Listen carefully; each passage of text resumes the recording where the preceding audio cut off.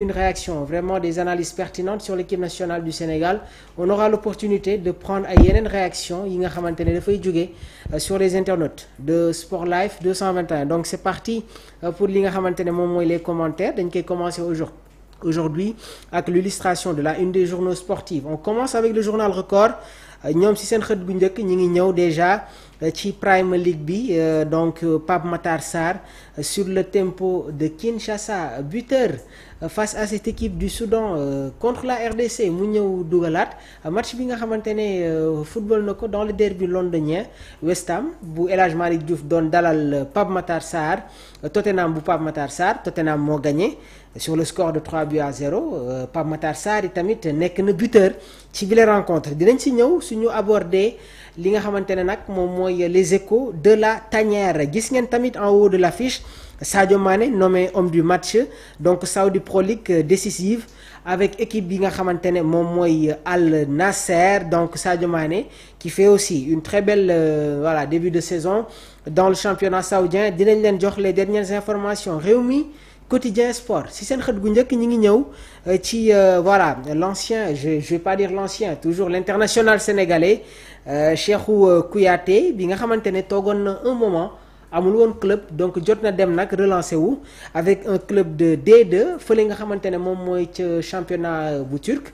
Dinañ leen jox les dernières informations ak ban club exactement moom lay football. Association nationale de la presse sportive, Abdoulaye Thiam réélu président. Donc ki nga xamante ne nag moom mooy Abdoulaye Thiam moom la ñu tabaat ci li nga xamante ne nag moom mooy l'association nationale de la presse sportive. Donc Abdoulaye Thiam réélu président. Suñu ñëwee ci sur les commentaires dinañ leen jox les développements. Point actu sport si seen xët bu njëkk ñi ngi ñëw ci derby mancunien bi amoon diggante Manchester United ak équipe bi nga xamante ne moom mooy Manchester City.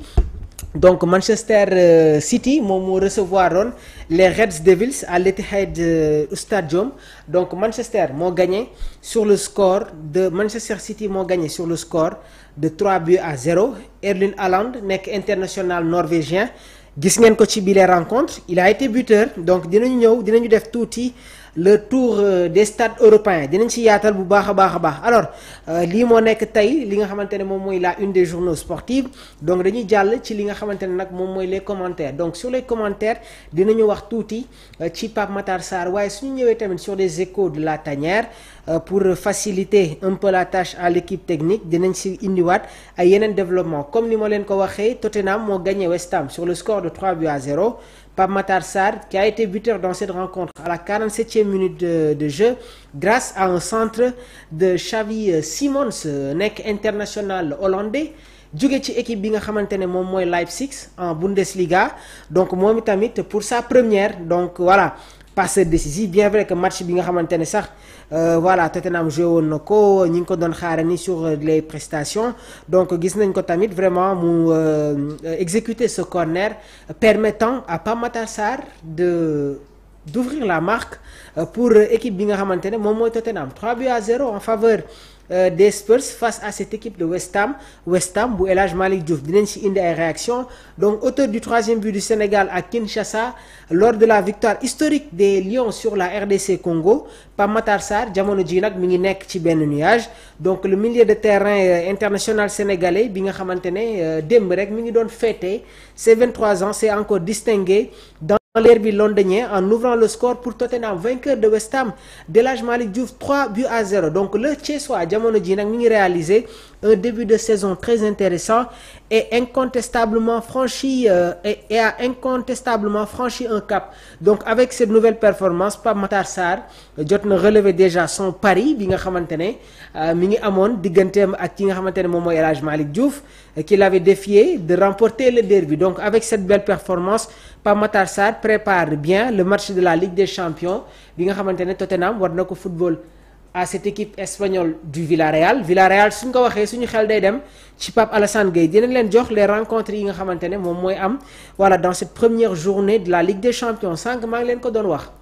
Saudi Pro League, Sadio Mané buteur et homme du match avec Al Nasser contre équipe bi nga xamante ne moom mooy Al Khoulout Club.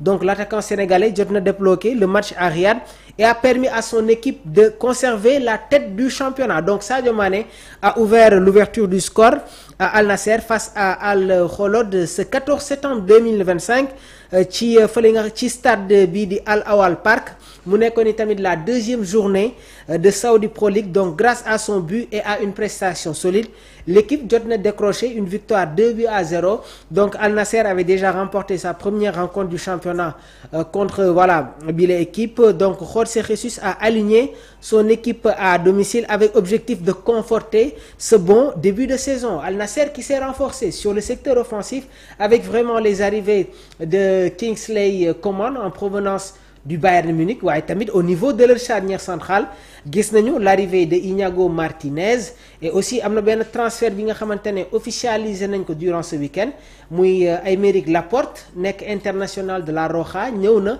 rejoindre équipe bi nga xamante ne moom mooy l'Atlético Bilbao. Donc Sadio Mané jot na dugal à la 52e minute de jeu, donc une occasion qui lui a permis de faire trembler les filets du camp adverse et lancer Al Nassr vers un succès important. Comme ni ma leen ko waxee, Iñigo Martinez moom itamit jot na dugal le second but à la 81e minute de jeu, consolidant l'avance des locaux en fin de match.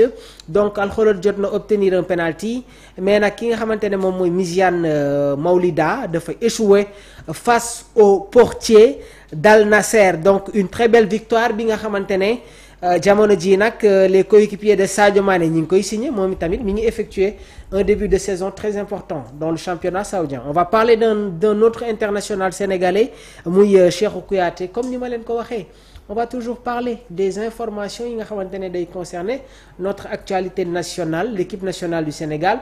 Les échos de la tanière, donc face à la tanière démb mu nekkoon seen premier numéro, gis ngeen ko fële au niveau de DKR 221. L'émission a été suivie, donc yéen ñi nga xamante ne yéen a ngi ci Sport Life mun ngeen dem ci DKR 221. déjà lien bi rek jotoon naa ko balancer ci groupe Sport Life bi, et gars yi ñu ngi ciy def ay appréciation yu baax a baax. Donc face à la tanière di ngeen koy am toutes les semaines sur li nga xamante ne moom mooy DKR 221, waaye les débats du jour da ngeen koy am au niveau de Sport Life 221. Cheikhou Kouyaté relance sa carrière en Turquie gannaaw ba mu demee rejoindre équipe bi nga xamante ne moom mooy Ahmed Sport en compagnie de Mbaye Diagne foofu la nekk.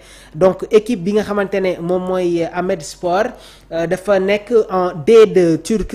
Donc Cheikhou Kouyaté bi nga xamante ne dafa libéroon de tout contrat depuis le 5 juin 2024 jamono ji nag am na un nouveau défi. Donc l'ex-milieu de terrain de Crystal Palace et de West Ham s'est engagé pour une saison avec Ahmed Sport, pensionnaire de deuxième division turque, où il retrouvera son compatriote Mbaye Diagne. Donc champion d'Afrique avec le Sénégal, Cheikhou Kouyaté choisit de mettre son expérience et son leadership au service d'un projet ambitieux, loin des projecteurs de la Premier League, mais avec l'envie intacte d'écrire une nouvelle page dans sa riche carrière. Gis nañu tamit réaction bi nga xamante ne def na ko après sa signature, donc les mots touchants de Cheikhou Kouyaté envers Mbaye Diagne. Donc Mbaye Diagne joué na un rôle très important sur l'arrivée de Cheikhou Kouyaté. Donc Cheikhou Kouyaté kaddu yi mu yëkkati nag mooy: sache que je n'oublierai jamais ce que tu as fait pour moi. Cheikhou Kouyaté kaddu yooyu noonu la adressé à son coéquipier Mbaye Diagne. Donc frérot,